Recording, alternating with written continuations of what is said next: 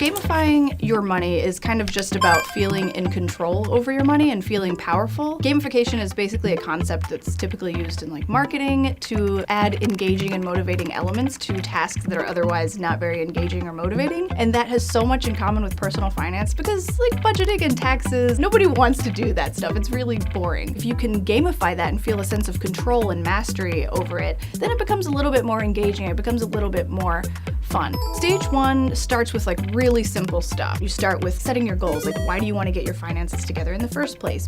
Once they feel that sense of accomplishment, they're in the right mindset to stick to a budget. Not just make one, but actually stick to it. Stage two is optimizing your finances. Switching to a bank where you don't have to pay a monthly fee and you're also getting a better interest rate. Well, that feels really empowering and that feels wow, I'm actually doing something good for my finances. It's improving your credit score, supercharging your debt payoff plan, paying off your debt even faster, figuring out how to do your taxes and get every last deduction. It's taking these financial tasks that all of us do and just making them better.